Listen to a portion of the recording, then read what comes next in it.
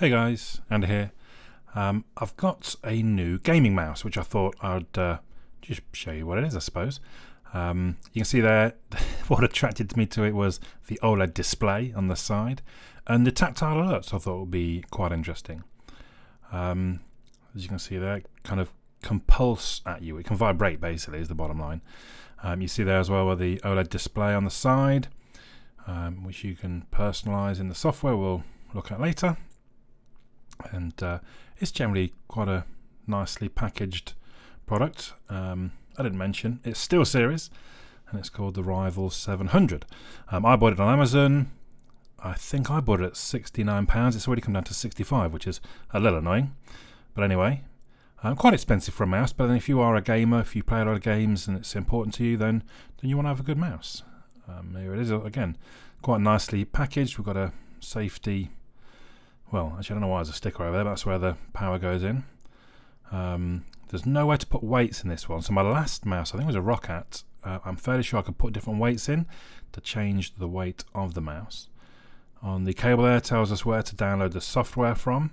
We get two cables. I think they're identical apart from the fact that one's braided and one's your sort of standard plastic/rubber. I've gone for the braided one. I just generally think they're less likely to catch and stick on things, basically.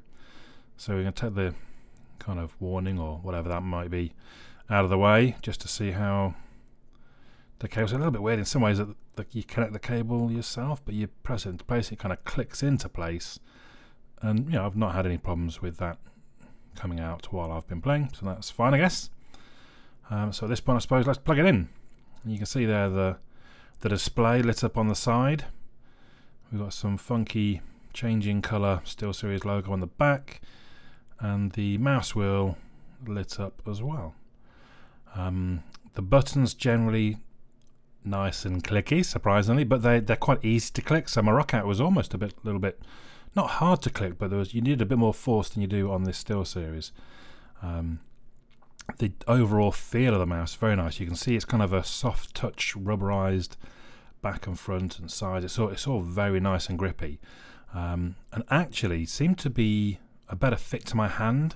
So I tend to just touch with the end of my fingers and just use them when I'm playing games, but actually this seemed to fit into my hand better than mice I've had before. So generally, I was really impressed when I first started using it. It felt, it's surprising how different it can feel when you're essentially using the same thing. But so then let's move on to the software. You can see I've got three different tabs.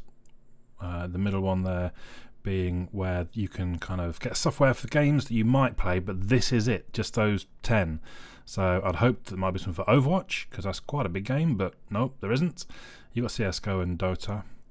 And then we've got some options to put in like auto changing of configuration, which we'll look at now. If I had more SteelSeries stuff, that's where it would all be listed, but this is the only thing I've got. So we open it up, and you can see here on the side some of the different options you get. Obviously, you can have different configurations, as can be seen over on the left. So I started doing one for when I'm playing Soldier on Overwatch. But it wasn't for some reason, so it's got that it should be blue front and back. I thought I'd do that so that I could tell it was on my Soldier configuration. It should say sold on the side, but it doesn't. It just always says AAUK, which is from my default. What is quite handy though is that you can set up timers. So if I right click playing Soldier, he fires his rockets, there's a cooldown, and at this point I've guessed it's about 8 seconds.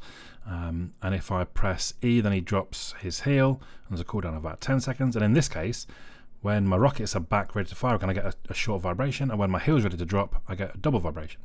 So that's kind of handy when playing. You don't have to keep an eye on your cooldowns.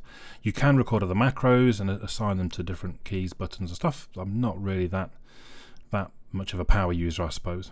Obviously, you can have various different configurations. You can write things into the display that we saw there. You can upload GIFs into the display. Again, I'm not that heavy a user, so I don't really get into that kind of thing. But all in all, really pleased with it. Really pleased with it. Very nice mouse to use. Feels great in the hand. You can actually see it. You can see the AAUK writing into the side there. So all in all, big thumbs up from me.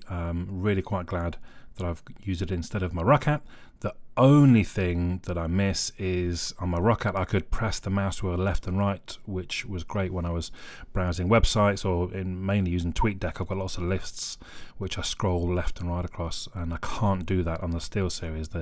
I have to press down on the middle mouse button and then move side to side. So that's the only downside, but generally I really like the mouse for, well, if you're a big gamer and you want a decent mouse, definitely check it out. £65. I'll put a link in the description down below. But for now, my name's Andy. I'll catch you all again soon.